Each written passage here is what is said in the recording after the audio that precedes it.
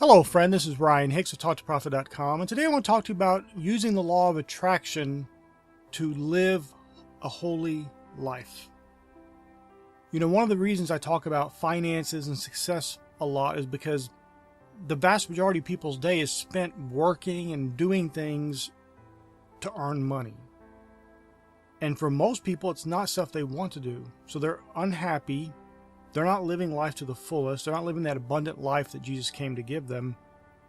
But another area they're also having issues in, and it's huge because, like with money, people are told lies about holiness.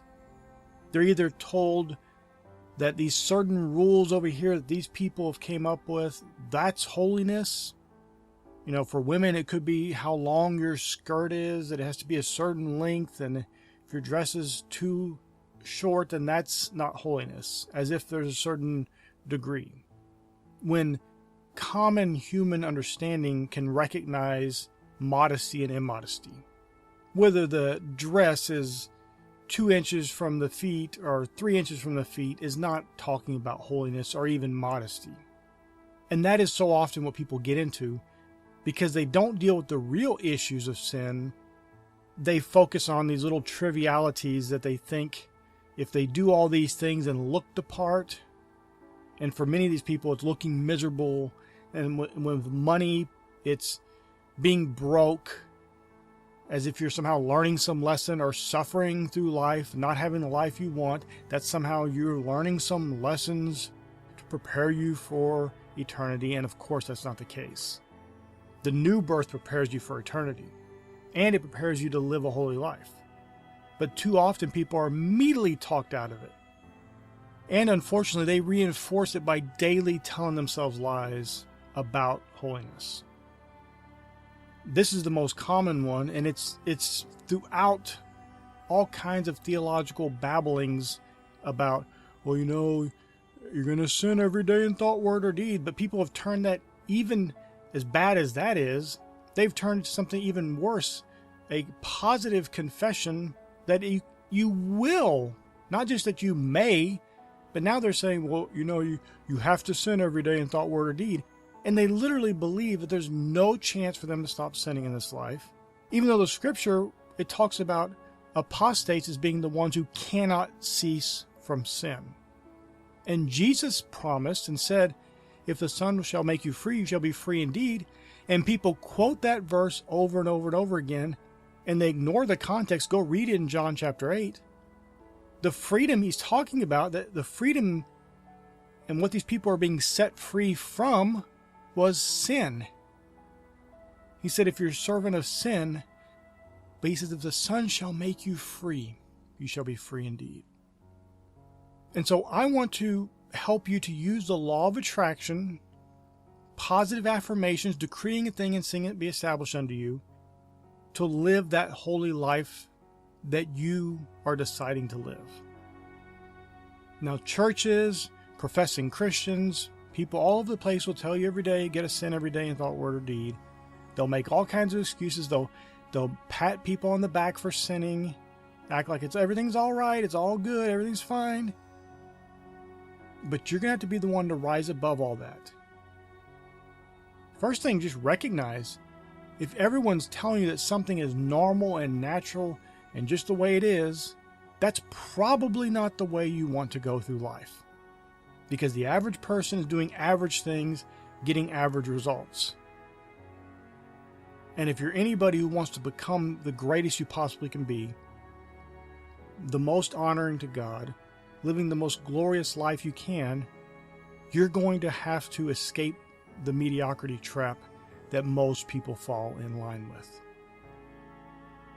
And yes, your average professing Christian church and pastor and all these people are going to tell you things that keep you down. They hinder you from your fullness of walking in the Spirit of God. The reason is because if you ever rise up and become a new creature in Christ, actually, you've truly repented, you've confessed and forsaken your sin, and you're walking in newness of life, you don't have any need for them. They have one verse they'll point point to in Hebrews, well, don't forsake the assembling of yourself together, as if going to their church is somehow the assembling with other saints when they don't even live like saints. They don't live holy lives. Going and assembling with them is just the same as going to a bar and assembling with those people. You're just assembling with a bunch of sinners who don't care about honoring God. And actually in the bar, at least those people are honest. They're not pretending to be something they're not. So you're probably in a better state being in that bar than being in that church full of people who don't care about honoring God by living a holy life. Now, unfortunately, many of those people would want to live a holy life, but they've had it drummed into them, and it's now programming in their subconscious mind that they cannot live holy. There's no grace of God they can receive in their life that could possibly enable them to live holy. They literally say that. You go read their doctrinal babblings and you'll see they literally say that. You cannot live holy in this life according to them. But they're just speaking the word of the enemy. Jesus promised holiness. Jesus promised that you can live right in this life. Matter of fact, he said, if your righteousness doesn't exceed the righteousness of the Pharisees, you shall in no wise enter the kingdom of God. And too many people are busy talking about grace this, grace that, and yet they reject the grace of God to live holy in this life.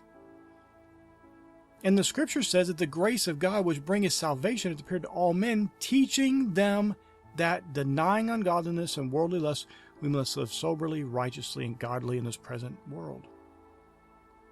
So if you have any grace of God teaching you to not do those things, to not live soberly, to not live righteously, to not live a holy life,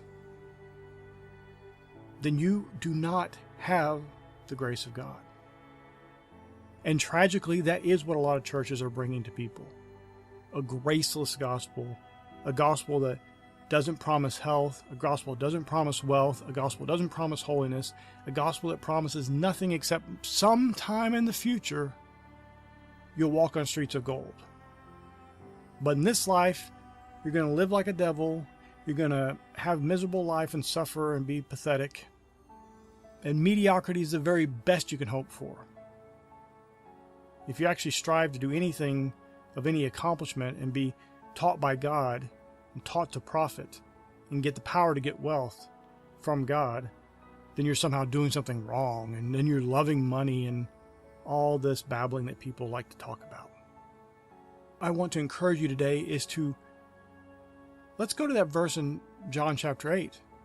Quote that. Say that I have been set free by the Son of God. I am made free. Quote Galatians chapter 5, where it says that they that are Christ have crucified the flesh with the affections and lusts. Don't say that someday you're going to do it, or I'm going to get sanctified more. Say now, speak that prophetically as a decree, as an affirmation right now for how you're living your life. Speak about your holiness. Speak about the grace of God and the purifying, sanctifying spirit of grace that has made you a new creature in Christ. And talk about that. This doesn't mean you go around lying to people, but if you're doing affirmations for success, you're doing affirmations for money, and yet you're living every day in sin, you need to add some affirmations about holiness. Because you have to rid yourself of that nonsense, keeping you bound in sin, lost and without hope, when he who the Son has made free is free indeed. And what, shall we sin so that the grace of God may abound? No.